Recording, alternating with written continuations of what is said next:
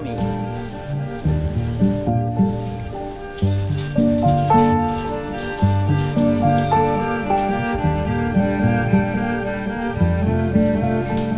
Ok, buonasera. Il relatore che questa sera ci parlerà di un tema abbastanza inconsueto, il titolo è Italia o i 50 anni di Sodoma.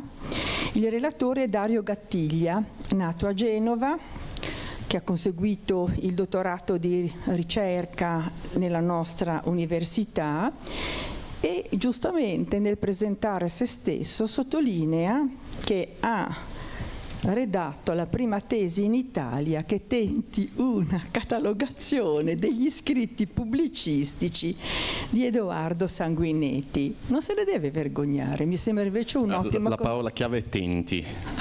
Va bene, va bene. Troveremo un altro verbo un'altra volta, va bene. Ed è redattore di riviste di notevole qualità. Di che cosa parlerà Dario Gattiglia questa sera? Ci parlerà della, se ho capito bene, perché la sua presentazione è molto articolata, ci parlerà dello scritto del Marchese de Sade,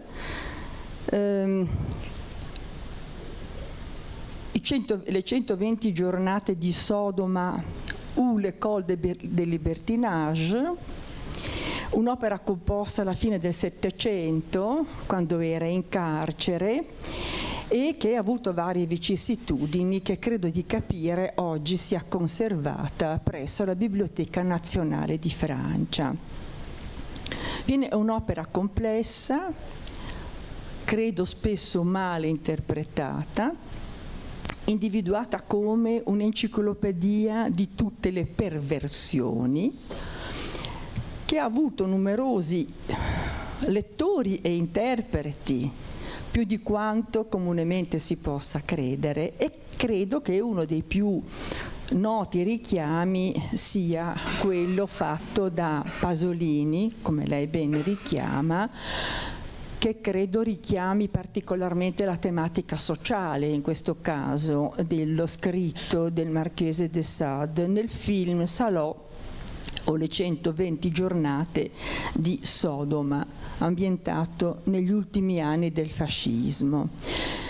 Credo che ci siano delle letture diverse anche da parte femminile, positiva da parte di Simone de Beauvoir e un po' meno da parte di altre. Insomma, tutto ciò ci fa capire che è uno scritto, credo, complesso, difficile, discusso, ma indubbiamente interessante, e che sia uno scritto che comunque faccia parte di una componente della letteratura su cui dobbiamo essere informati. Grazie a lei e buon lavoro.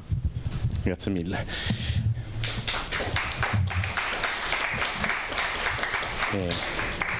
Allora, qualche avvertenza preliminare, qualche disclaimer prima che entri in una, posizione un pochino più seriosa, ecco, che con Sade è difficile.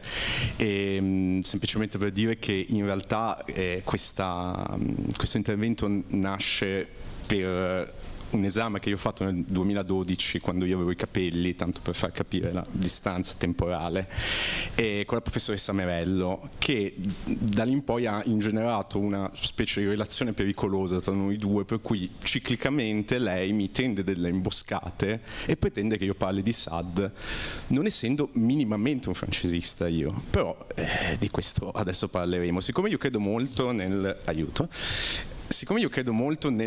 nei professori che indicano subito ai loro studenti, come tra l'altro alcuni studenti presenti in sala sanno qual è il loro indirizzo, io sono uno studioso di editoria e giornalismo soprattutto, e in effetti io ho fatto confluire questa conferenza, si avvicina al suo apice, che è le 120 giornate di Sodoma, che è una specie di fantasma editoriale, ma prima ho voluto affrontare un po' da un punto di vista proprio editoriale la vita di Sade nel Novecento italiano, basandomi su alcune mie credenze che diventano anche politiche effettivamente, per cui qui adesso voi mi scuserete, io devo gestire molte cose qui. Diciamo che come introduzione mi sembrava giusto fare un discorso su perché Saad in qualche modo non riesce a essere trattato da autore vero e proprio, cioè scostato come si fa spesso a scuola dal suo contesto storico e soprattutto dal suo contesto editoriale. Saad era, e ne parleremo, un ipermaterialista nella maniera che sappiamo tutti dal nome, che arrivava alla vera e propria truculenza. Ma Saad aveva già intuito che la letteratura era qualcosa che aveva quella che stava nascendo, cioè proprio la letteratura che cominciava da un punto di vista illuministico a dover avere dei commerci letterari col mercato, poteva essere espressa solo attraverso un materialismo folle e scatenato. Io penso che questo sia un punto di vista da certi punti di vista, scusate il bisticcio, sottovalutato, e che invece si può fare. Alto disclaimer e poi divento veramente sadiano, diciamo, quindi io sono stato portato a questo intervento da una mia professoressa e insomma, restituendo il colpo, sadicamente ho invitato dei miei ragazzi dell'anno scorso qui, che masochisticamente sono venuti, quindi il cerchio è perfetto naturalmente, però ecco, diciamo, tra allievi poi sono veramente maestri, diciamo che questa è un po' la prima conferenza in cui mi sento un adulto, quindi cercherò di prendermi sul serio. Allora, quando noi facciamo letteratura a scuola, la facciamo richiedendo spesso un'immedesimazione dello studente o del fruitore comunque della lezione nei personaggi dell'opera o nell'autore, fondamentalmente. Cioè si pensa che la letteratura sia portatrice di messaggi e che questa cosa possa essere in qualche modo restituita in scala 1 a 1, non vi parlo delle cose che senti dire in classe su Leopardi, per cui se li togli certe cose dalla sua vita diventa anche problematico. Io richiedo qui da voi la vostra immedesimazione in voi stessi come lettori e soprattutto come clienti. Cioè io cercherò di analizzare, dando qualche suggestione che è assolutamente discutibilissima, come l'industria editoriale deve in qualche modo gestire Saad, perché vuole farci soldi sopra. È ovvio che Saad può richiamare tutta una serie di lettori, però tutta quella serie di lettori deve essere attratta e soprattutto non si deve sentire in colpa nell'aver letto Saad, che mi rendo conto che a volte possa ingenerare della colpa.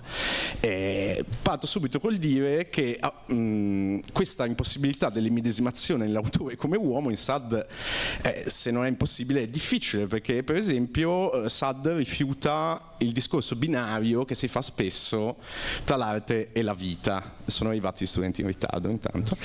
Rifiuta il discorso tra l'arte e la vita. Saad è problematico perché quello che noi diciamo spesso oggi, cioè io mi rifiuto di boicottare un autore perché è una persona cattiva, perché ha scritto le opere buone, Saad è una persona molto cattiva. Non vi sto a fare il discorso, ma diciamo che la sua incarcerazione aveva chiari motivi politici, ma c'entrava anche col fatto che fosse uso a seviziare delle persone. Ecco, questa cosa è abbastanza indiscutibile, che è una cosa meravigliosa se ci pensiamo. Meravigliosa da un punto di vista di studi letterari, insomma, completa condanna su Saad persona, però ha avuto il coraggio di una coerenza come non si è mai vista, tanto che Sodoma incarna il topos letterario del manoscritto ritrovato, per cui appunto è stato un manoscritto che è stato letteralmente ritrovato, non facendo finta come potevano essere Promessi Sposi, ma veramente in qualche modo, essendo stato eliso dalla storia e poi rispuntato come se fosse un tesoro. E va anche aggiunto il fatto che Saad ci ha dato un conio che non è quello normale. Noi diciamo che ci sono delle cose dannunziane, o diciamo questo è dannunziano, questo è pascoliano. C'è il termine sadiano, c'è un altro termine che non è sadiano, che è sadico. e che è un termine che noi possiamo utilizzare quotidianamente. Siamo stati tutti a scuola, conosciamo tutte le persone sadiche sicuramente.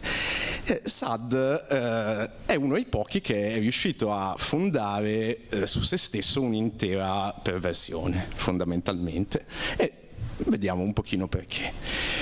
Finisco l'introduzione editoriale, vi dico che io mi baso su uno strumento che reputo molto interessante, che è il sistema bibliotecario nazionale, dove tu banalmente vai a vedere dove sono i libri, se ci sono, se ti servono, che secondo me è uno strumento molto interessante, perché se non ti dice non lo puoi usare esattamente come se fosse un catalogo vero e proprio, però ti dà un campione di quello che ti è disponibile. Cioè, se voi andate sul sistema bibliotecario, vedete, se voi voleste farvi una cultura diversa da quella che avete, vedete che cosa sia disponibile, e questo, se ci pensate, è un po' è come vedere che cosa siamo, nel senso, quali sono le nostre possibilità. E se guardiamo il sistema bibliotecario nazionale, ho notato un po' di cose che sono, ripeto, assolutamente discutibili.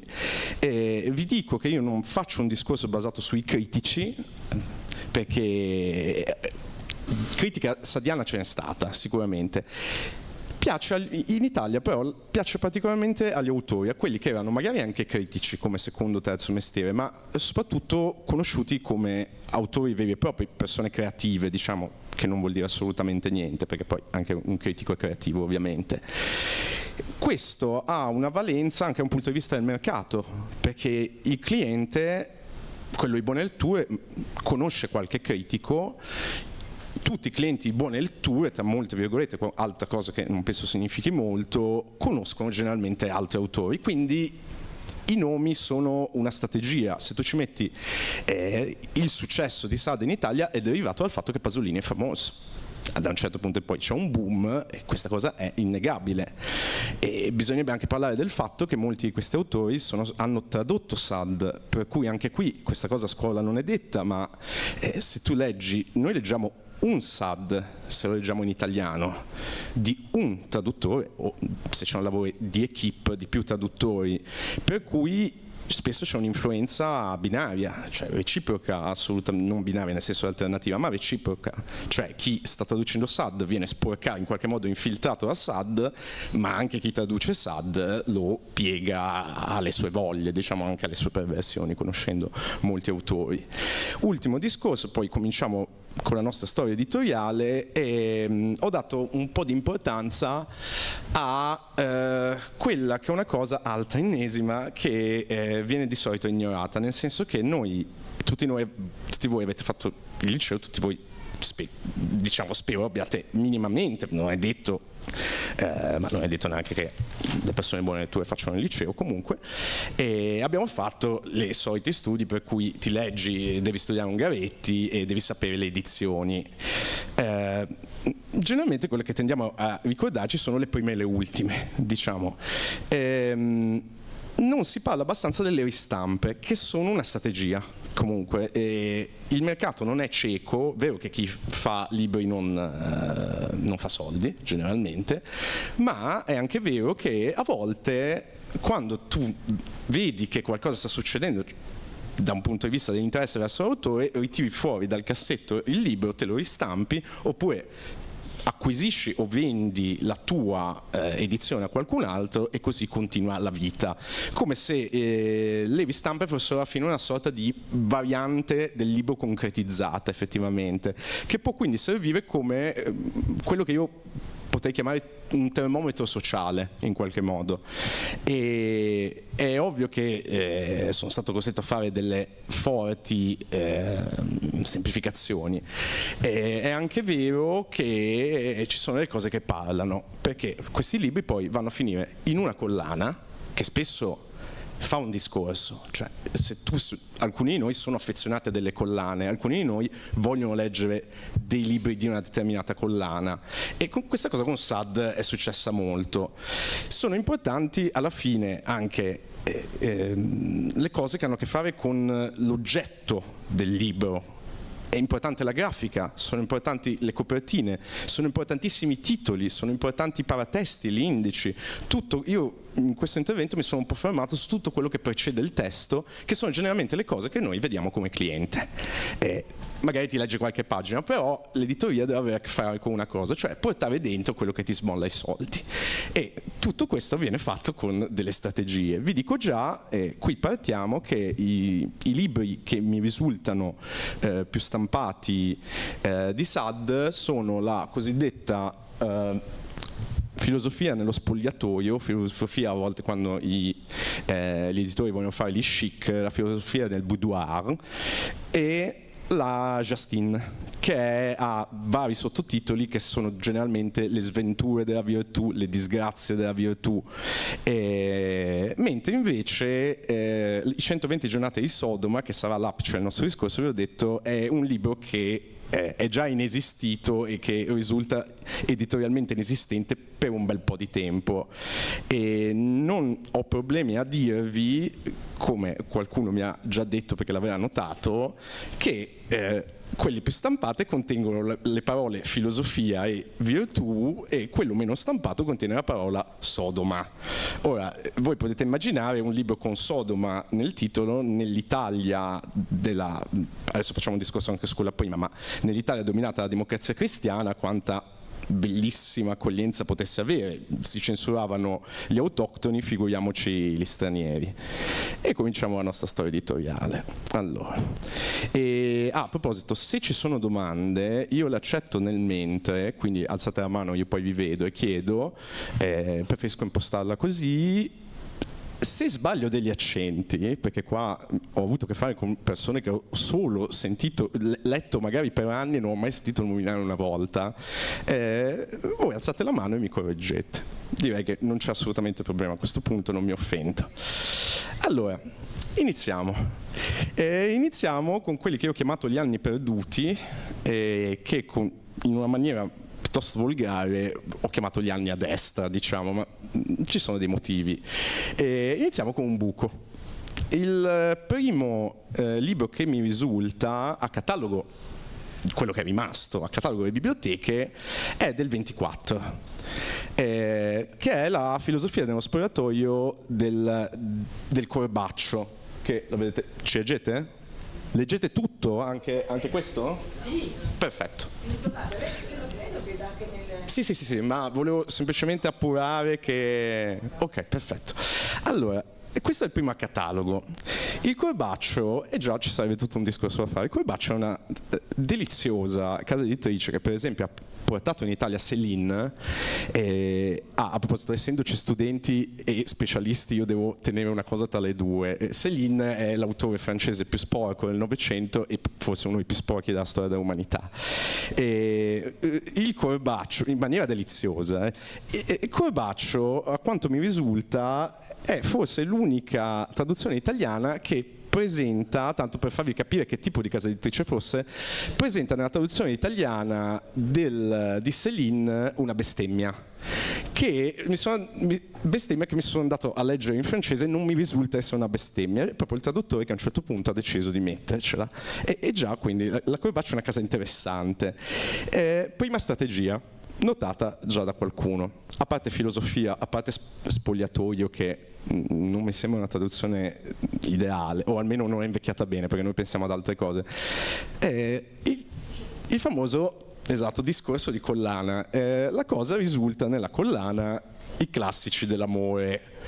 Ora, questo è un titolo, se vogliamo, antifrastico, cioè è un titolo che dice il contrario, oppure è un modo simpatico nel 1924 per cercare di far passare certe cose sotto silenzio, allo stesso tempo dicendo a un cliente che immaginiamo non deficiente che poteva trovare qualcosa lì dentro, ecco. E tra l'altro qua non c'è scritto, ma sono andato un po' a scavare e mi risulta che nel libro siano presenti anche degli estratti di Giulietta invece di Juliette, 24, comunque stiamo andando in una certa direzione, e non soltanto gli illuminati traducevano con i nomi autoctoni, e c'è scritto appunto estratti a Giulietta e i delitti dell'amore. Quindi, Giulietta è censurato, fondamentalmente. Tra l'altro Giulietta richiama quei bei titoli da romanzo, no? Tipo Madame Bovary, Anna Karenina, è una strategia che funzionava, normalizzava le cose. Delitti dell'amore, non c'è scritto lì delitti dell'amore, c'è scritto quando apre il libro, quindi si sperava evidentemente che qualcuno della censura non andasse a scavare un po' più a fondo. Buco, non mi risulta nient'altro fino al 1945. Direi che ce n'è stato molto probabilmente qualche cosa sotto banco è passata, nel senso, comunque la pornografia ha sempre un mercato, ovviamente. Se voi voleste leggervi qualcosa di Sade fino al 45, tornate a casa, perché non succede.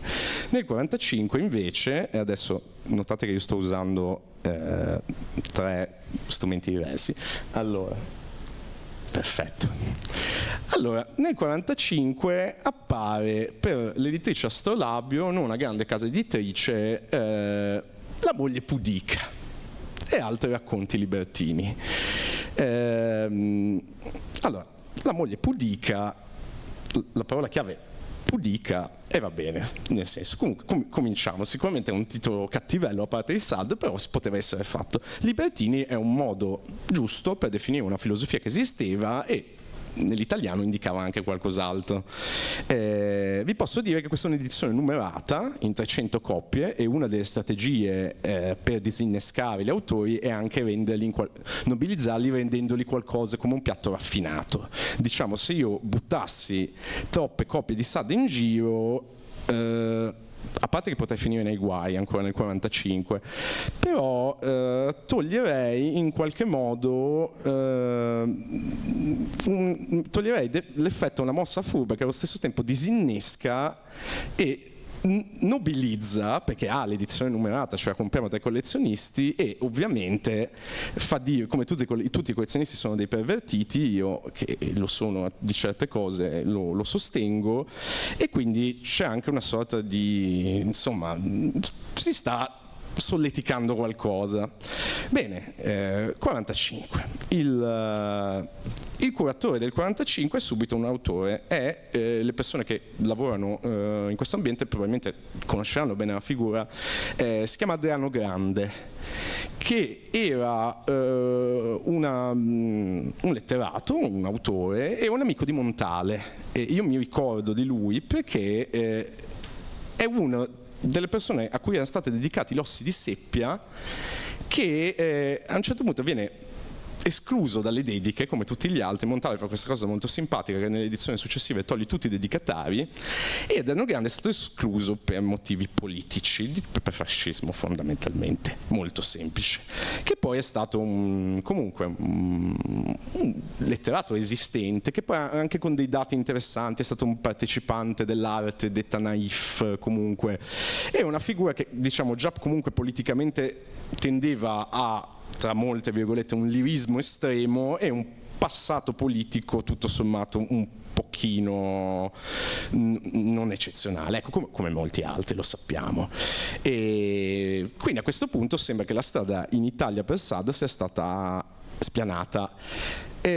No, l'altra si riprende il discorso nel 57, dopo il 45.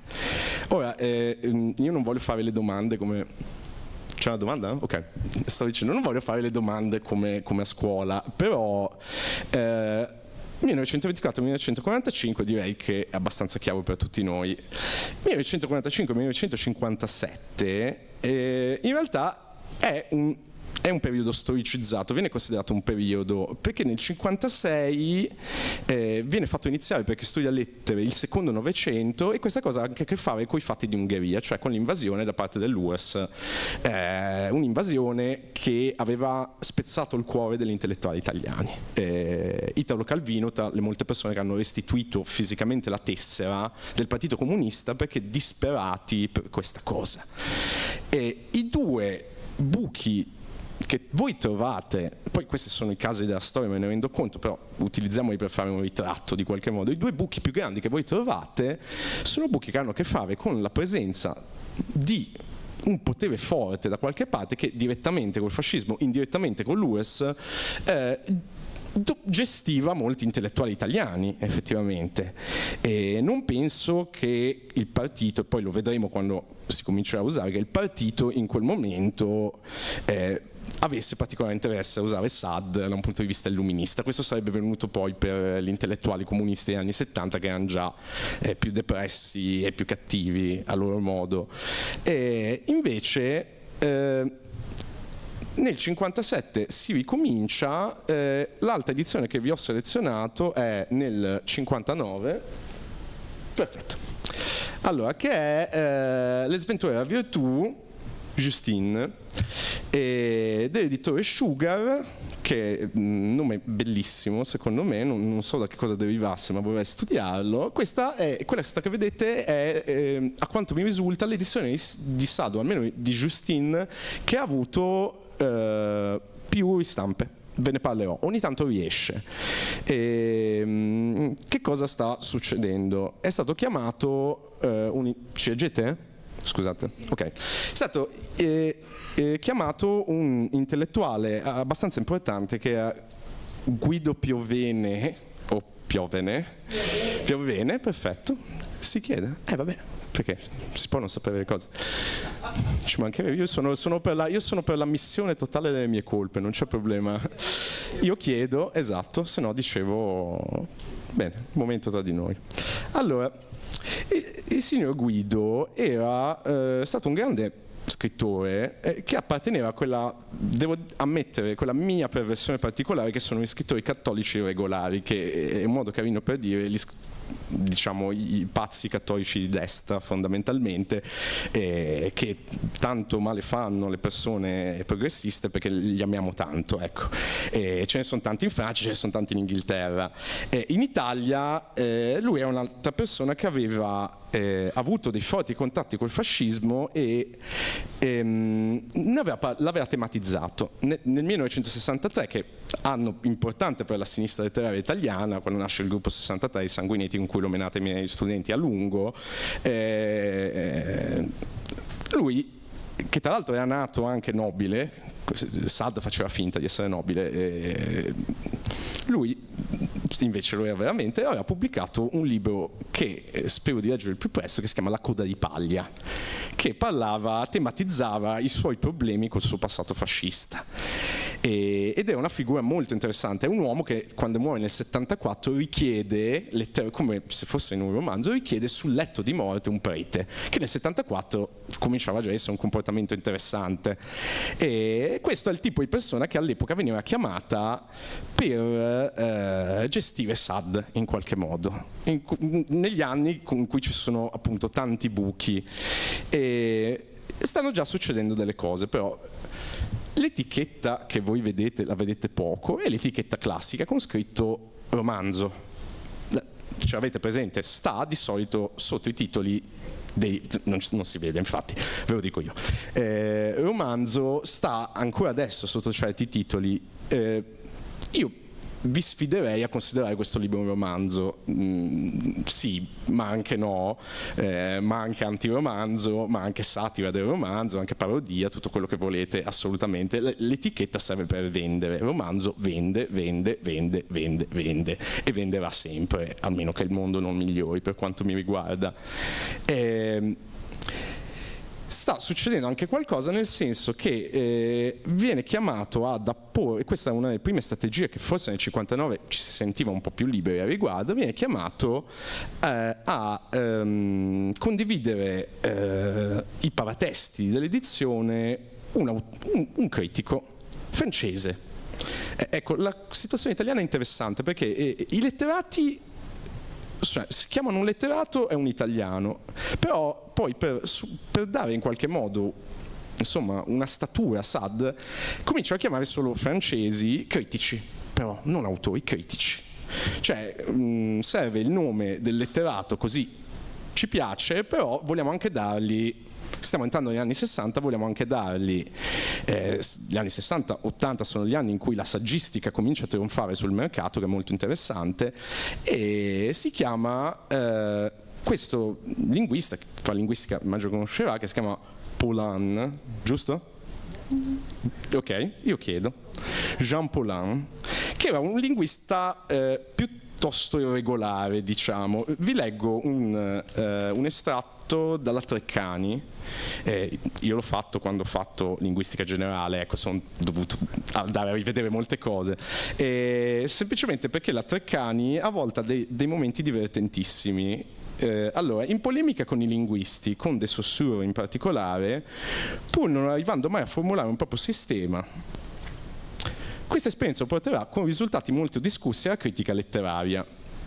È un modo carino per dire che dal 45 si era distaccato fortemente dalla sinistra e viene giustamente, ci stanno bene assieme, viene messo di fianco a un autore che apparteneva a un'area paracattolica, perché poi ha avuto anche molti problemi con la sua fede, insomma, che tendeva anche lui al conservatorismo. La mossa più interessante, la prima mossa che veramente cambia proprio le carte in tavola, è questa qua. È questa.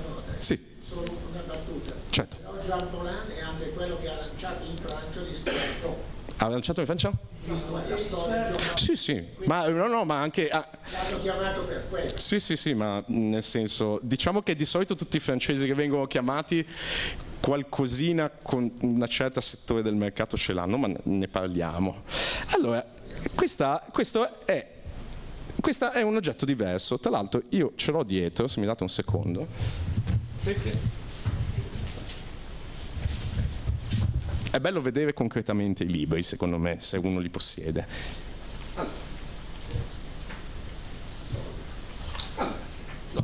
Esatto. Il libro è questo. Io vi potrei fare tutto un discorso su perché questo oggetto cambia le carte in tavola, semplicemente perché noi siamo materialisti e le cose funzionano così. Questo segna che Sade sta venendo classicizzato. Il cofanetto implica un target di tipo alto. La struttura, come vedete, grafica è più bella. Il titolo, che a voi dice poco, è un titolo comune, Le opere, e è un titolo come, vi ricordate i classici dell'amore? Opere implica che questa sia una persona canonizzata, riconosciuta, che ha scritto tante cose da cui si può scegliere. Tu non fai opere di una persona che non ha una statura di qualche tipo. Questa è una mossa che stava molto bene con la casa editrice, che era la Longanesi. Esiste ancora adesso, è l'ombra di quello che era, non sembra avere niente a che fare con quello che era. Voi non sapete, i miei studenti sicuramente non sanno chi è Longanesi. Leo Longanesi è stato uno dei più geniali editori nati in seno al fascismo, era l'autore di molti slogan usati anche personalmente da Mussolini, che lui chiamava il Ducione in modo affettuoso, che aveva tantissimi amici tra gli intellettuali di sinistra perché era una persona veramente intelligente. È l'uomo a cui si dice che appartenga alla frase chi ha vissuto l'epoca forse se la ricorda, l'aveva sentita dire, nella cabina elettorale Dio ti vede, Stalin no, che è stato un geniale slogan elettorale per la Democrazia Cristiana. Longanesi era un geniaccio dell'editoria ed era un geniaccio ancora di più dell'editoria di destra, che storicamente non implica che ci siano persone molto intelligenti dentro, ma lo dico avendo studiato l'editoria. Longanesi sì, è una persona veramente geniale. Adesso vi faccio vedere i traduttori. Qua mi sa che serve un po' di ingrandimento. Ok? Oh, perfetto. Allora, questi sono, ci leggiamo? Perfetto. Questi sono i traduttori. Io non vi faccio un discorso su tutti, perché ci mancherebbe altro, già siete stati carini a venire. Se io all'epoca avessi letto già la cura di Zolla, che comunque altro che cattolico regolare lì, Zolla era uno di quegli intellettuali irregolari cattolici che hanno delle grandi fascinazioni con l'Oriente. Non so se avete presente, ne esistono ancora adesso, sono quelli a cui piace un certo tipo di rapporto con l'Islam, che scriveva, io vi leggo un po' di titoli che sono molto interessanti, scriveva Storia del fantasticare, nel 63, che cos'è la tradizione nel 63, che nel senso, ripetiamo, è il boom dell'avanguardia, lui scrive che cos'è la tradizione. Nel 71 stupore infantile, poi comincia a scrivere Il dio dell'ebbrezza, fa un'antologia di moderni dionisiaci, postumo esce Discesa all'inferi e resurrezione. E qua quindi si sapeva in che maniera eravamo, se era il curatore, ed è il primo citato dei traduttori. Alcuni sono traduttori di altissimo livello e di discreta fama. Pietro Citati ve lo ricorderete. La Spaziani, una delle donne cantate da Montale, ma anche poetessa di lunga carriera. Maria Luisa. Sì, no, sto leggendo Maria Luisa. No, scusate, vedete che c'è anche Maria Luisa, io mi difendo. Allora, c'è Bianca e Maria Luisa, c'è il temibile anglista Mario X che prima ho nominato, che è una persona anche lui che esatto, non stava esattamente nella destra, però è un intellettuale maledetto. Ne abbiamo parlato prima, è un intellettuale che si pensava portasse sfiga. Io lo nomino di solito, poi mi dicono di non farlo, non qui, però lo chiamavano tipo il Macbeth, no? il celebre anglista. Quindi è una figura che aveva dello zolfo dentro di lui come aura, no? La Manzini, altra, non ve li sto a fare tutti, altra autrice istituzionale. Questi sono tutte persone che erano autori riconosciuti, erano autori anche avanti, cioè, nel senso, è ovvio che c'era già una presenza forte di traduttrici femminili, non così ovvio, traduttrici donne, non così ovvio che nel 61 un intellettuale editore di destra sfoderi un catalogo di questo tipo, in cui veramente è andato a prendersi anche Dessì, famosissimo, ha vinto un premio Strega all'epoca. Erano tutti autori di area tradizionale, diciamo, a parte il celebre anglista, considerati interni a un'area del romanzo tutto sommato abbastanza tranquillizzante. Ma questo non per dire che Sade all'epoca non venisse letto anche da persone in una certa area, vuol dire semplicemente che il mercato in qualche modo fosse interessato a una certa area. Sì. Emilio Iona però lo tiriamo fuori, è ancora vivo, sì? Però è proprio un autore operaista. Sì, ma io allora, certo. Giusto, voi dovete dirmi tutte queste cose. È giusto? Stavo facendo, scusatemi, diciamo un discorso di percentuale. Ecco, è ovvio che tutte queste persone, se sono studiate da vicino, hanno delle profondità dentro e hanno dei momenti in cui possono cambiare e fare l'altalena tra una zona e l'altra, diciamo. Certo. Zolla nasce come scrittore dei gettoni di Vittorini. Verissimo. Vittorini, grazie. Incomincia la sua parabola come una sorta di adorno italiano. Verissimo. Prima di accostarsi al Verissimo. Vittorini, grazie di averlo nominato, perché non sono un sadista, ma sono un vittoriniano. Vittorini si era scontrato con l'Einaudi su molte cose, perché aveva capito che c'erano delle persone nelle aree più irregolari delle zone politiche che all'Einaudi potevano interessare e che davano fastidio. Vittorini giustamente capiva quelle persone, che lanciava sul mercato quelle persone che magari avrebbero avuto un decorso poi da tutt'altra parte, ma che all'inizio erano molto interessanti anche per un certo tipo di pubblico. Allora, se noi poi passiamo gli anni un po' dello spostamento, abbiamo fatto gli anni del buco, adesso vi faccio gli anni dei boom, che sono interessanti. Su circa 120-119 mi sembra libri che ho trovato disponibili nelle biblioteche italiane, 36 dal 24 in poi, 36 di questi 120, che è forte come percentuale, sono stati pubblicati tra il 66 e il 68. Non farei un commento su questa cosa se poi non capitasse un'altra cosa, che il secondo boom. Quando arriviamo al secondo boom, a quel punto mi dispiace, ma per me la cosa comincia a diventare un po' più chiara. Nel 67 succede questo.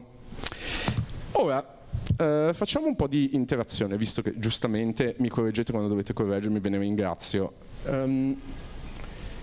Che cosa è cambiato secondo voi rispetto alle opere che abbiamo visto prima? Ditemi subito, cioè la grafica? Sì. Ottimo Marco, grazie. Benissimo, tutte cose vere. La grafica è stata poppizzata, diciamo. Prima c'era una veste grafica tutto sommato abbastanza austera, che probabilmente aveva a che fare anche col fatto di non voler dare una certa idea, e adesso c'è qualcosa. Giustamente mi dicono, c'è una fascetta enorme con scritto le opere del Marchese de Sade, per cui ormai si puntava anche, e questi sono gli anni successivi, immediatamente successivi al boom non solo economico ma anche editoriale, in cui era nata l'idea di caso letterario, no? E questa faceva buon gioco. E c'è un altro dato che voi non vedete, che io lo vedo purtroppo perché sono abituato a guardare queste cose. Si dice sia dal punto di vista dei font, delle scritte, proprio delle scritte, che cosa c'è in particolare? Non ci sono le maiuscole, grazie Luca. I miei amici mi danno sempre soddisfazione comunque. Infatti, sì. Giusto, ci sono le minuscole. Le minuscole erano un'arma che stava venendo utilizzata in quel periodo dalla neoavanguardia, quindi dagli intellettuali, dico agli studenti, negli intellettuali italiani che dal 61-63 in poi, fino agli anni di crisi che sono gli anni di piombo, hanno meglio rappresentato un certo approccio alla letteratura di tipo più appunto iperavanguardistico. Loro si chiamava neoavanguardia, i nuovissimi, no? Il gruppo 63, tutti i nomi che davano un'idea di un certo tipo, e che veniva utilizzato anche in poesia. Sanguinetti, a cui l'ho menata tanto chi mi conosce, utilizzava le minuscole, scusate, non iniziava i testi con le maiuscole. Questa è una mossa che il grafico ha avuto, forse indirizzato dall'editore. Il traduttore in questo caso è Adriano Spatola, che era stato per il gruppo 63 un enfant prodige. Lui era del 41, poco più che ventenne, si era unito al gruppo 63 e ne sarebbe stato uno dei veramente membri più incontenibili. Una persona che, come ho letto una bella storia della letteratura, quella curata da Borsellino e Pedullà, che dice che Spatola, da questa bella definizione, tenta continuamente un'evasione della dimensione gutenberghiana. Cioè, tutto questo per dire che Spatola è uno che aveva un'attenzione a quella che lui stesso chiamava la poesia totale, no? È uno che era andato nella poesia fonica, la poesia sonora, la poesia visiva, eccetera. Cosa ha a che fare con questo? Ha a che fare col fatto che alle soglie del 68 all'improvviso un traduttore è una persona ancora giovane, appartenente a un'area che in quel momento, come si suol dire, polarizzava le opinioni, perché ce n'erano i nemici per il gruppo 63, ce ne sono ancora adesso. Io non mi schiero, anche se penso che sia intuibile la posizione. E secondo me questo è già un dato abbastanza rilevante. Gli anni 60 sembrano aprire una nuova, in qualche modo una nuova fase di chi è Sade, chi è quel Sade che viene tradotto e viene presentato. Finalmente nel 68, allora perfetto, questa è nel 68 finalmente appare Sodoma. Ce l'abbiamo. L'editore è l'Arcadia, forse non la leggete, ve la faccio subito. Guardate che succede di nuovo. Finalmente possiamo dire erotismo. C'è permesso in questo. Non possiamo non dire classici, effettivamente, che è una cosa che comunque io continuo a trovare molto divertente. E continuiamo con il quiz. che cosa è venuto a cadere? Allora, c'è un elemento che prima c'era sempre, adesso non c'è più. Facciamo una settimana enigmistica. Che cos'è? Marchese, grazie mamma. Vedete, sono sempre persone addestrate, sanno come evidentemente come funziona la mia mente ormai. Allora, persino Spatola per la San Pietro aveva dovuto utilizzare il Marchese de Sade, che ripeto, è un utilizzo in realtà perfettamente comprensibile perché era famoso così. Come la professoressa Merello mi ha ampiamente insegnato, come D'Annunzio, no? che lo sapete, D'Annunzio era nato col nome di Rapagnetta e poi aveva preso da una parte della famiglia, aveva fatto suo padre. Sono quelle persone che si danno un'aria, diciamo. Adesso finalmente il nome Sade sembra poter essere trattato da solo, senza magari anche non per nobilità, ma per dire qua stiamo parlando del caso Sade. Adesso è un autore, Marchese non c'è più e finalmente ci sentiamo liberi di pubblicare i 120 giornate di Sodoma e 120 giorni di Sodoma. Allora, l'anno è 1968. Io ve lo dico, a me danno fastidio queste cose perché poi sembra, uno comincia a preparare una lezione e dice le coincidenze, no? Queste sono coincidenze, stai attento, però se noi vogliamo andarci a studiare, a leggerci, e non c'era un nostro amico, la prima edizione delle 120 giornate di Sodoma, ci riferiamo al 68. Nel 74, eccolo qua, questo è l'anglista. Attenzione, eccolo qua. Allora, la filosofia nel boudoir, minuscole, perché andavano, vi farà ridere sapere che questa è la Newton Compton, che io penso voi conosciate come una delle più orrende case editrici in circolazione. Spero non ci sia nessuno che lavora per la Newton Compton qui.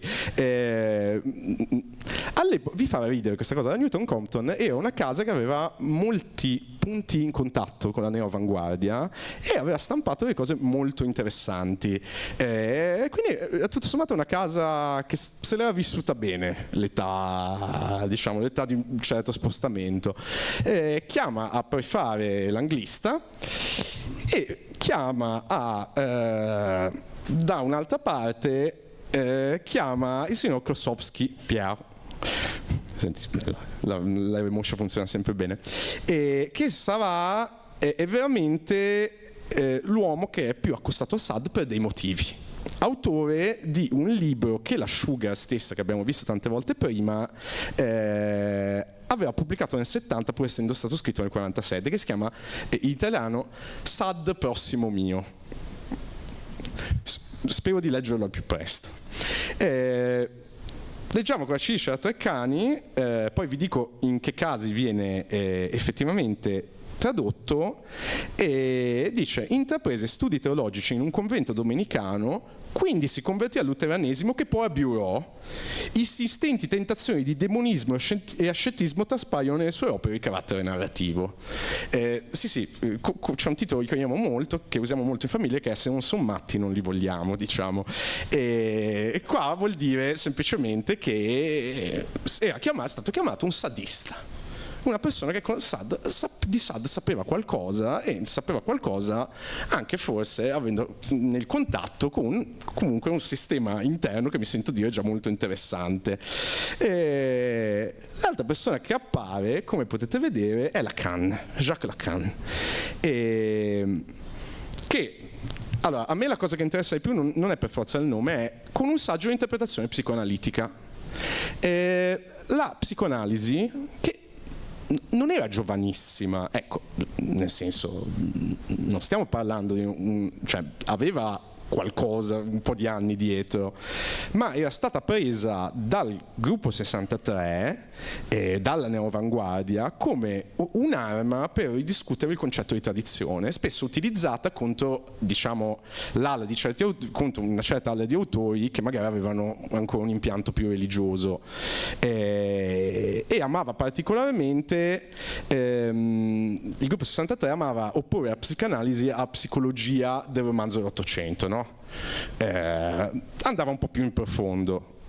con le sue belle minuscole, il suo Lacan, che nel 63, ve lo dico solo perché anche questo lo trovo divertente, quando l'associazione mondiale di psicoanalisti gli viene richiesto che la società francese di psicanalisi fondata da Lacan venga istituzionalizzata a livello mondiale, loro chiedono l'allontanamento di Lacan, considerato inaccettabile come didatta, cito testualmente, no?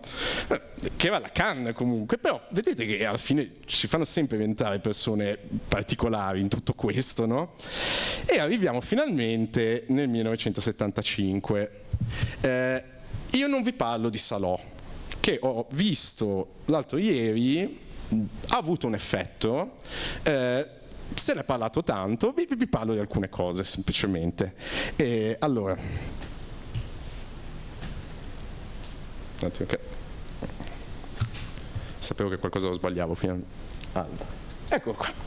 Allora, questo è uno dei protagonisti di Salò, è il Monsignore. Faccia interessante, Pasolini può dire tutto, le facce le saprà scegliere. Domanda, visto che siamo a Genova, non so quanti di voi siano fan del film, sapete chi doppia questa persona? C'è qualcuno che lo sa? Giorgio Caproni. Sì. C'è Giorgio Caproni, più grande poeta, uno dei più grandi poeti. Sì, Giorgio Caproni, andate a controllare. Io ho riconosciuto anche la voce, ha reso anche l'esperienza più interessante, se volete.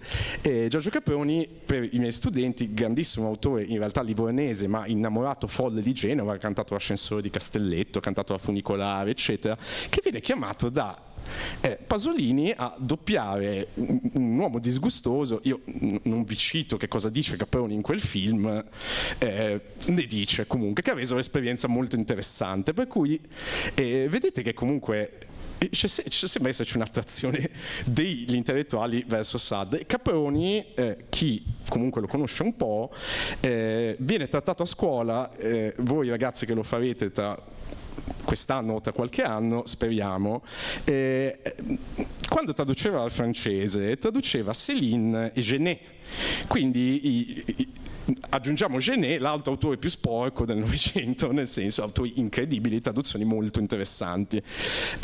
Non faccio il discorso lungo, dico che ci sono semplicemente veramente degli intellettuali che sembrano un po' più puri, che evidentemente erano attratti da qualcosa in Sade. Questo è una parte dei titoli di testa che fornisce la bibliografia essenziale. Salò non è il più questa è l'unica cosa che dico, non è il più leggero dei film, ecco. Tra cui, come vedete, insomma, una bella scarica di nomi, tutto sommato. Vedete chi c'è? Eccolo lì, quello che avevo detto prima di Klossowski. Viene tirato in ballo anche Barthes, di cui parleremo dopo. Vedete che c'è scritto: alcuni brani dei testi di Roland Barthes e Pierre Klossowski sono citati nel film. C'è un certo punto in cui, durante una scena orrenda e disgustosa, i libertini cominciano a fare citazioni e a un certo punto c'è il Monsignore doppiato da Caproni che dice Klossowski, con quella voce che aveva lui, che è una voce anche lì molto interessante comunque, e per dire che comunque c'era un'alleanza in quel momento tra una certa area e veramente gli studi sadiani. Allora, quello che succede sempre nel 75, guardate caso, Longanesi fa una ristampa, sono gli anni del film, non è una casa scema, lo è diventata poi un po' dopo, all'epoca sicuramente no. La Longanesi si acquista dalla Sugar il suo SAD e ne fa questa edizione qua. Allora, l'edizione ce l'ho, vediamo subito. Bisogna sempre vedere come si maneggiano i leader. Ah no, eccoli qua, scusate. Allora, cos'è cambiato? La tascabile, bravissimo. Oh, che bel pubblico, di solito non funziona sempre questa cosa. Allora, cosa succede quando una cosa è tascabile?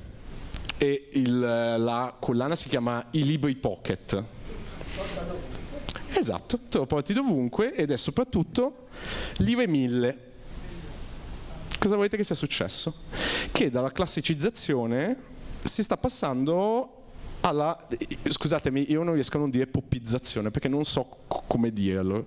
Popolarizzazione? Cosa dite? Lo possiamo accettare? Comunque un autore che un tempo doveva essere gestito in un certo modo, adesso entra in un'universale economica e è evidente che è un autore accettato. Da qualcuno può essere discusso. Il film di invito a leggersi cosa è successo al film di Pasolini, La qualunque, ed è tutto per Pasolini no, però molto affascinante da leggere. Evidentemente Sade è penetrato nel mercato e da qui in poi lo possiamo vendere anche all'uomo della strada, diciamo, qualcuno che ormai conosce il nome perché è stato il nome di un caso e attraverso una certa trafila è arrivato finalmente a noi. Nel 76 c'è l'altra cosa, speculare secondo me. Perfetto, eccolo qua. Questo è? Che adesso chiedo anche ai ragazzi perché ne ho parlato. Che edizione è questa? Collana? I Meridiani. Se tu entri nei Meridiani, equivale a una vera e propria canonizzazione santificante. Cioè, io quando ho dovuto studiare per il dottorato mi hanno detto come seleziono gli autori su cui studiare? Mi hanno detto guardati il catalogo dei Meridiani, gli autori italiani e parti da lì. Me l'ha detto un professore di cui mi fido ciecamente, il professor Avetto, il nostro professore di letteratura italiana contemporanea. E Sade è entrato nei Meridiani. Questa è una cosa speculare. Vuol dire che il libro sa penetrare a tutti i livelli del mercato, sia in alto che in basso. Le strategie editoriali che abbiamo visto sono strategie che vanno in entrambe le direzioni. Cominciamo anche, allora questo non lo potete sapere, mi sembra che vi dico la dicitura giusta. C'è la cura e c'è la prefazione di Alberto Moravia. Alberto Moravia, per i miei ragazzi, che vedo già cominciare a colare nelle sedie, abbiamo quasi finito,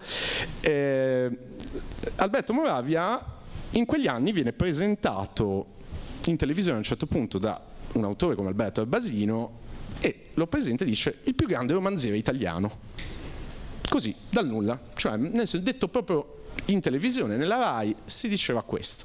Alberto Moravia era stato il re delle aperture del romanzo in Italia verso la psicanalisi, in maniera molto tradizionale, è un freudiano, però ciò nonostante viene chiamata una persona che con la neoavanguardia, con l'ala più a sinistra aveva avuto dei problemi, ma era stato anche un interlocutore molto stimato, che quando è stato fondato il gruppo 63 era andato personalmente a vedere i lavori per dialogare con le persone, per cui è una figura che si riteneva stabilmente nell'area progressista e allo stesso tempo era il più famoso romanziere italiano, anzi, come diceva Arbasino, il più importante.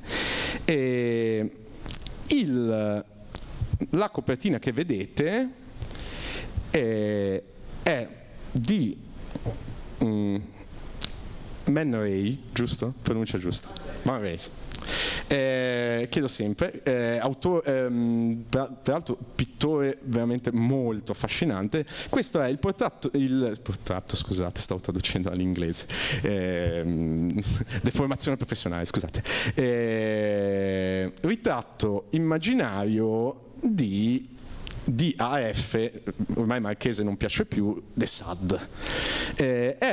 Quanto mi risulta da quello che ho visto, è l'immagine più utilizzata.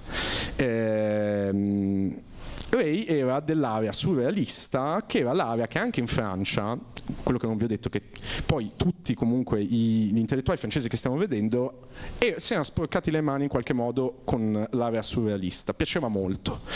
Per qualcuno che era ipermaterialista come Sade, ma le due cose direi non sono assurde, non si eludono a vicenda, e quindi si sceglie comunque un autore. Quello che ci importa non è, secondo me, la statura dell'autore.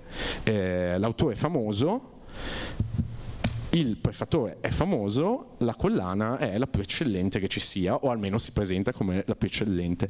Siamo arrivati nel 76 a una canonizzazione sia editoriale che in qualche modo iconografica. Procedendo, poi succede, questi erano gli anni che avevo voluto dire, li avevo chiamati gli anni politici a sinistra, adesso ci sono gli anni dolorosi. Sì, insomma, cerchiamo di farli in fretta. Gli anni del riflusso, gli anni riflussi li ho chiamati, cioè gli anni della famosa crisi delle ideologie, morte delle ideologie, che vuol dire tutto e niente, poi ideologie ce ne sono quante ne vogliamo per ogni persona. E diciamo che la canonizzazione va avanti, ma Sade viene ripreso per la giacchetta e viene riportato di nuovo in una certa area. Allora, questa è la Guanda, grandissima casa editrice di poesia. La collana è la Biblioteca della Fenice, che è una collana stupenda, di altissimo livello, che se la poteva, non era esattamente di lusso come i Meridiani, ma era una collana che si presentava, purtroppo questi non li possiedo, si presentava con una veste veramente molto bella, e in cui tra l'altro appare Klossowski, ce lo rimettono, e la cura è di Pontiggia. Allora, questa cosa qua è dello stesso anno. Io non vi faccio un discorso lungo su questa cosa qua, che è La parola innamorata, curata da Pontiggia.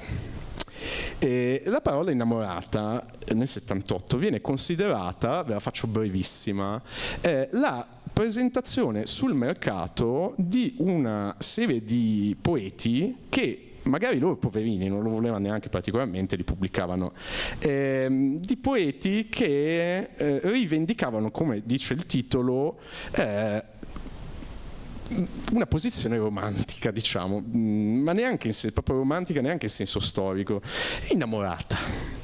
E questa cosa era stata utilizzata da molti per opporla a ormai i neoavanguardisti, che erano lo sbando ormai dal 63-78, vi lascio immaginare cosa sia successo, la gente ha cominciato a spararsi, quindi vengo chiamato a gestire Sade per una casa editrice che sicuramente aveva dei contatti con l'area molto cattolica, ve lo posso dire.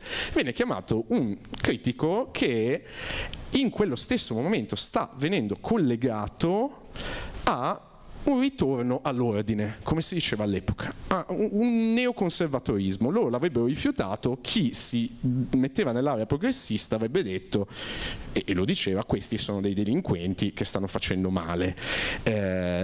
Ci sono anche persone di valore lì dentro, non facciamo il discorso perché andremo troppo avanti. Guanda fa anche Sodoma contemporaneamente, per cui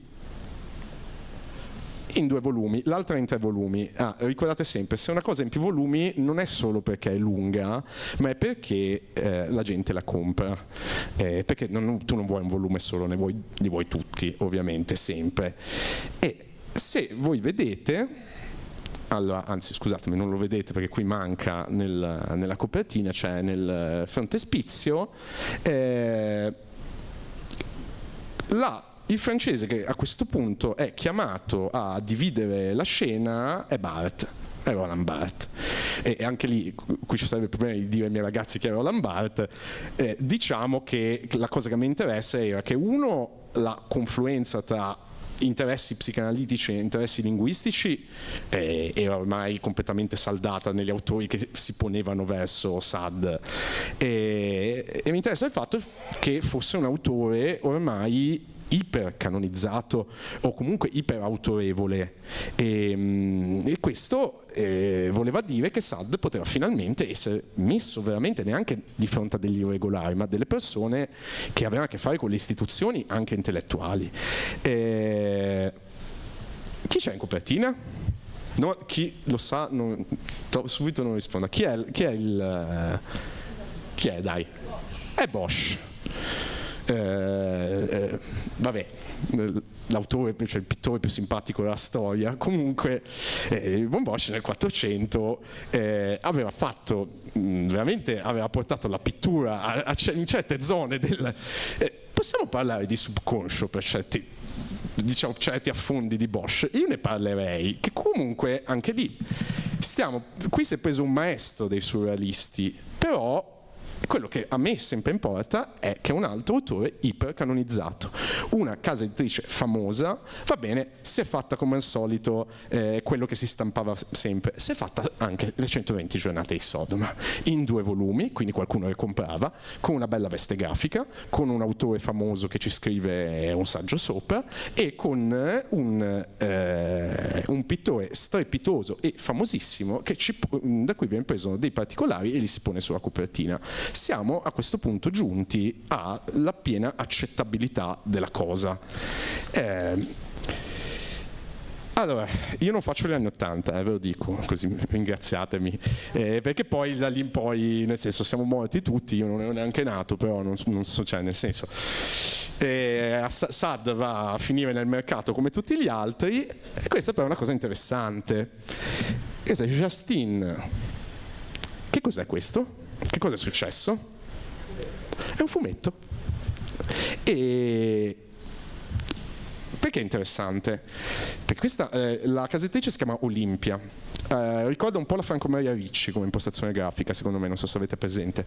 E cosa succede? Succede che siamo di nuovo alto e basso. Sad è riuscito a esondare dalla sua area di riferimento, che era partita con i classici dell'amore, cioè fondamentalmente la pornografia. E si è passata alla canonizzazione e a questo punto si sposta ed entra in un'edizione lussuosa, bella, ma in un genere che all'epoca stava cominciando a venire ben considerato. Sta passando al pop di lusso. Indovinate che cosa non c'è? Non c'è più in tutte le ristampe che c'erano sempre con il Conte Guido, e non c'è più Polan. Non ci serve più un critico francese, perché evidentemente non abbiamo più bisogno di un supporto, illazioni mie. Però è interessante che quando si passa finalmente a qualcosa che è più vicino al pop in quel momento, un saggio che era sempre andato con l'altro che scriveva sopra viene fatto completamente cadere. E allora, tutto questo, perfetto, siamo arrivati alla fine. Allora, che cosa è successo? E adesso vi svelo l'ultima cosa. Il secondo boom è in questi 2 anni, 1978-1979, in cui 23, su quei 119, 23 volumi dal 24 a oggi, che voi trovate in giro, 119 è tanto, 23 su 119 sono tra il 78 e il 79.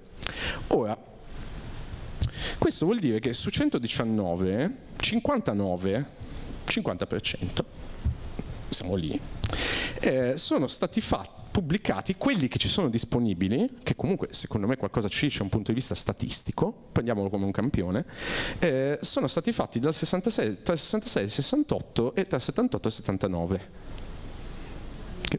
1968 lo sappiamo, 78-79 è quell'altra cosa che si parla meno perché è stata molto triste e molto sofferta, che è sono i secondi disordini studenteschi, no?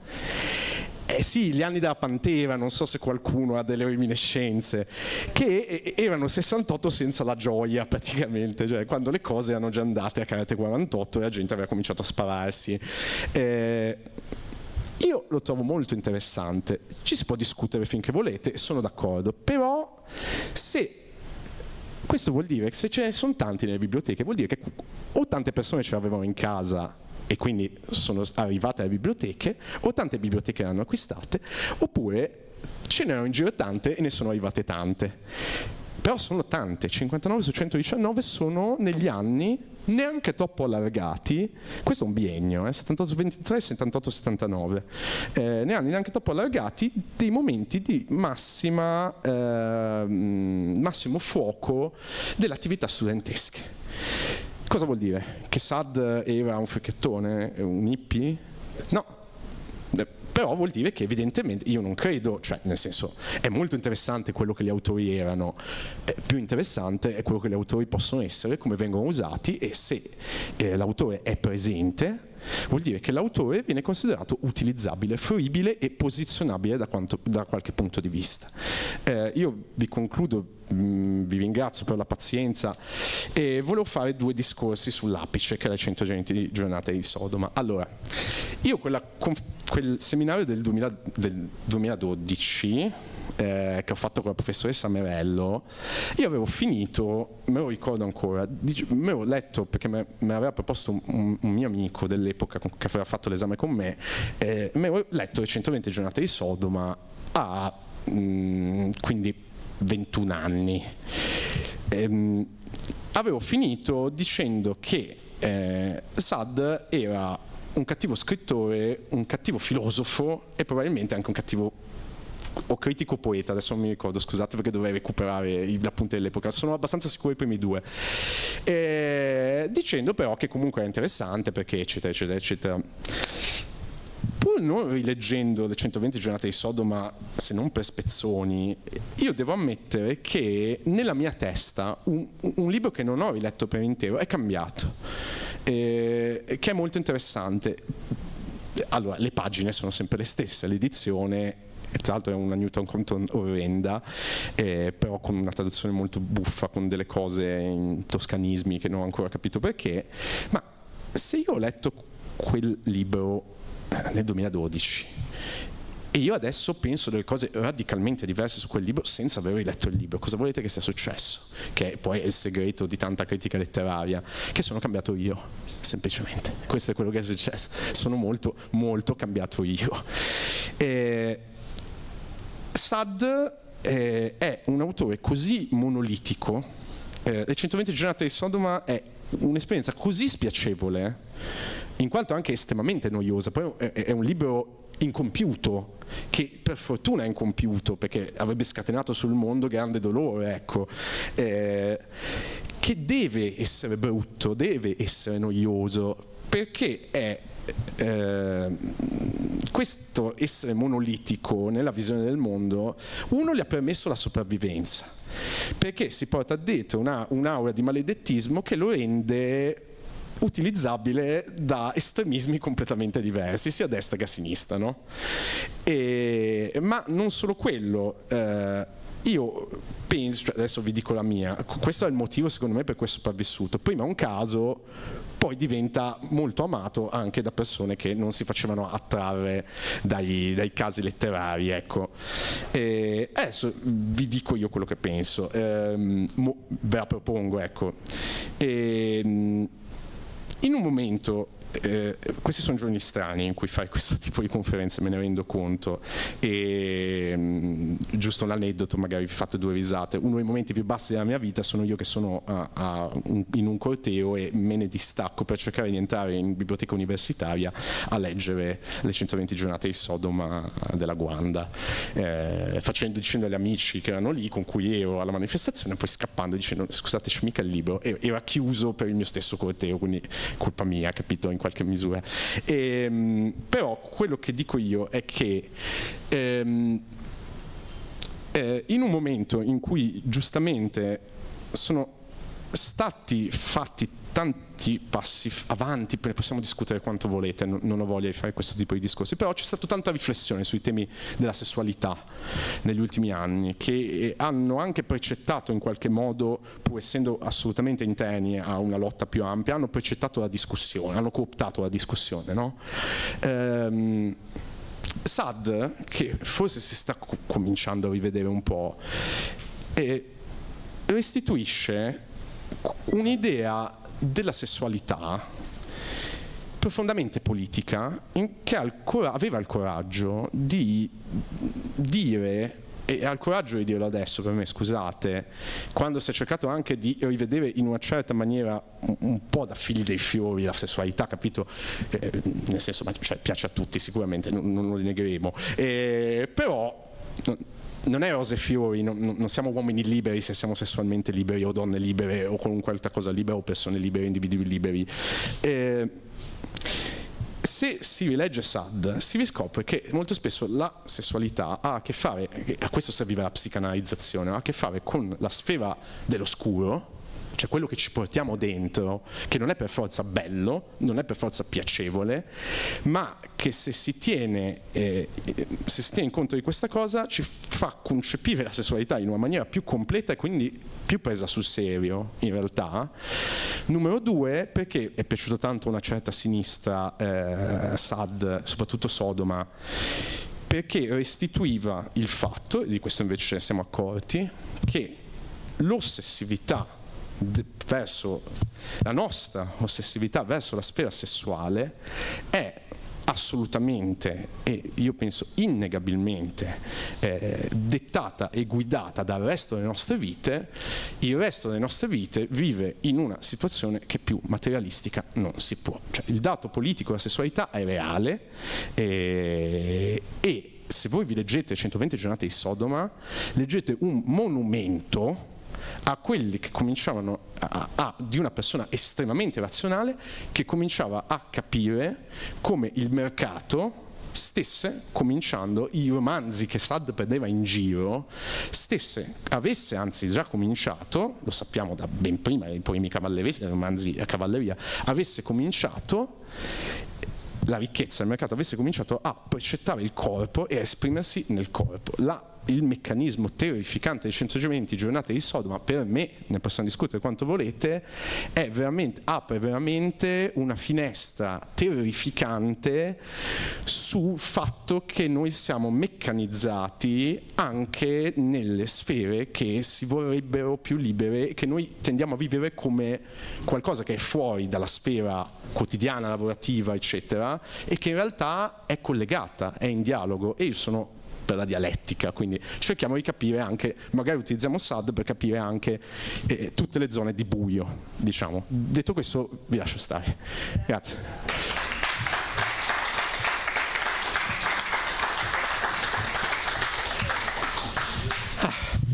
Allora, ringrazio molto Dario Gattiglia perché ha davvero come posso dire, è riuscito a parlare di Sade attraverso le sue fortune editoriali. Già questo è un approccio decisamente inconsueto. E quindi attraverso le politiche e il mercato editoriale. E ci ha aiutato a capire come si possa arrivare a confrontarsi con il diverso, tra virgolette. Bene, ci sono delle osservazioni? Accettazione totale di altre correzioni. Io sono uno studente. Qui è sempre così.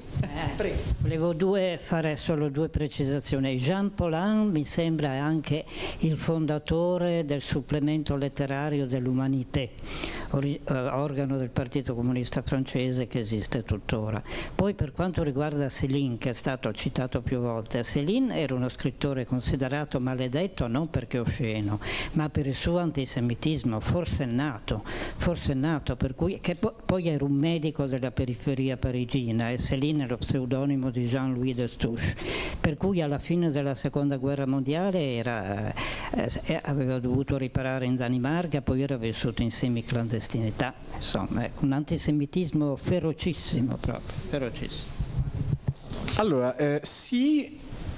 facciamo un distinguo con la sfera italiana, perché il Céline antisemita penetra tardi in Italia, arriva post anni 70, vabbè, Le bagatelle per un massacro, no? Un libro incredibile, incredibile senza connotazioni di merito alcuno, arriva quando una certa casa straordinaria, stupenda, che ha molto a che fare con la destra, la Delphi, decide di farlo uscire, e lì si crea uno spaccamento terrificante, per cui ci sono insomma grandi critici anche insomma nel senso di religione ebraica come Segre, no? Cesare Segre, ci sono grandi italianisti come Pier Vincenzo Mengaldo che impazziscono e creano una spaccatura verso Calassola Delfi enorme. Sono vere tutte e due le cose. No, però mi sento dire, era anche considerato osceno, perché comunque parliamo dell'Italia della DC, cioè veramente di cose che potevano penetrare fino a un certo punto. Quando succede questa cosa, Céline diventa doppiamente maledetto, ovviamente. Io lo dicevo semplicemente per dire che Céline viene messo dal mercato, dagli editori, viene accostato a Sade. Poi ovvio che si tratti di figure accostabili, ma con tutti i distinguo del genere. Forse Luca vuole fare una domanda, forse?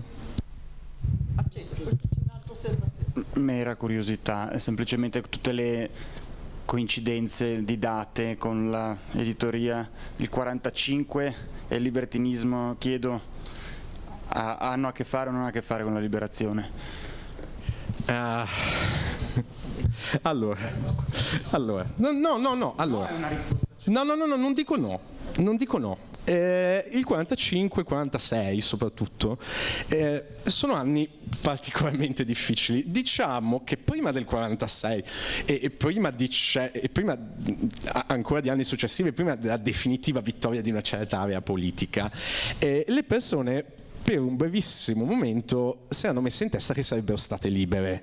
Gli anni subito dopo la guerra mondiale sono per esempio gli anni in cui uno come Montale fa politica, entra nel partito Azione, scrive, ve lo dico perché è un buon termometro, perché se c'è una persona che voleva stare tranquilla nella sua vita era Montale sicuramente, però si entusiasma, no? Questo perché tra il 45 e il 46 c'era ancora la sensazione che fossero in gioco tutte veramente le parti politiche, e questo è un paese che è stato attivamente liberato da forze politiche opposte che sono unite sotto l'antifascismo, dai comunisti come dai cattolici come da tutti gli altri, assolutamente. Il fatto che ci sia un altro buco subito dopo il 45 per me dice semplicemente che c'era meno circolazione, probabilmente ci sono state altre opere in circolazione, molto probabilmente. La Democrazia Cristiana ovviamente, noi siamo stati un paese che ha avuto la censura comunque, cioè a Salò gli hanno fatto la qualunque, poi secondo me è un film che andava eliminato per altri motivi, ma non parlerò di Salò, avevo detto.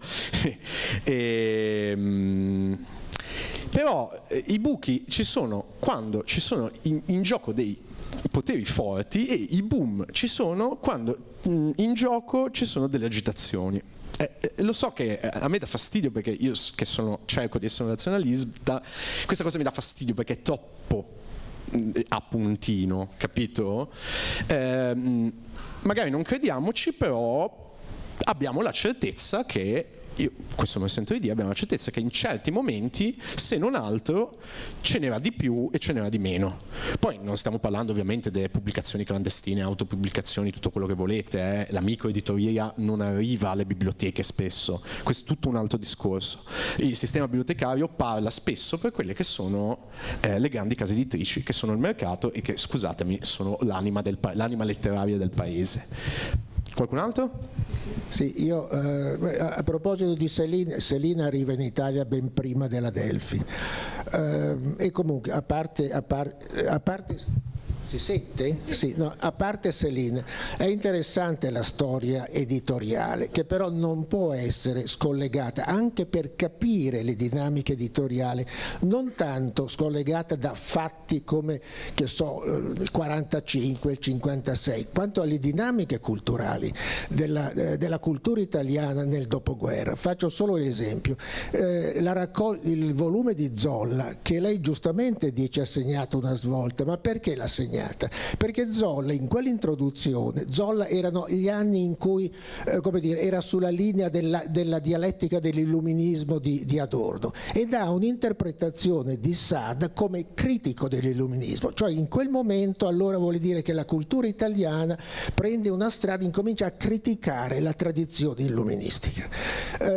Poi c'è un momento successivo che lei giustamente richiama, quando arrivano i francesi, arriva Blanchot, arriva Bataille, arriva Klossowski, arriva Lacan, e dietro questi c'è Nietzsche. È la riscoperta francese, non antitetica al Nietzsche del nazismo, la riscoperta francese di Nietzsche, che vuol dire un'altra interpretazione che dà di Sade. Ecco, su queste dinamiche culturali che vanno anche innestate le dinamiche editoriali, se no il discorso è monco. Sì, ho dimenticato l'ultimo disclaimer, evidentemente, che era il più importante. Ma vi ricordate, io vi ho chiesto l'immedesimazione nel cliente. Quelle cose che vi ho detto ho cercato di farle. A un certo punto, come vedete, avevo riempito più di un'ora, quindi insomma, se andavo nei testi cominciavamo a non uscirci più. Quando vi ho detto, per esempio, di Zolla, vi ho detto che le persone che sono in queste traduzioni sono persone che avevano delle gran sacche di complessità dentro, di intelligenza e di viaggio, magari anche come tutti noi, in poli estremi di un'ideologia. Tutti noi siamo progressisti in certe cose, conservatori in altri.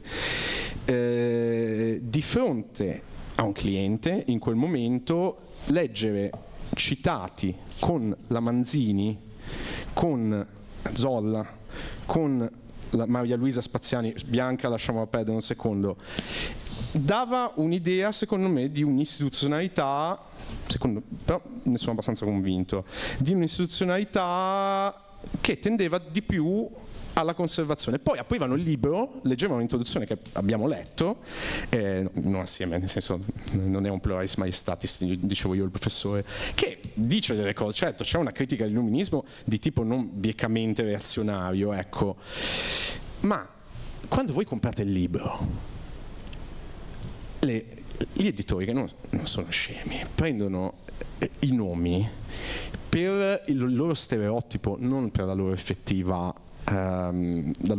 complessità, purtroppo. Cioè, c'è un utilizzo spietato sadiano delle cose, capite? Cioè, la Newton Compton non prende la Lacan perché a parte che non c'erano i signori Newton Compton però nel senso, ma lo prende perché orecchie che in quel momento certo.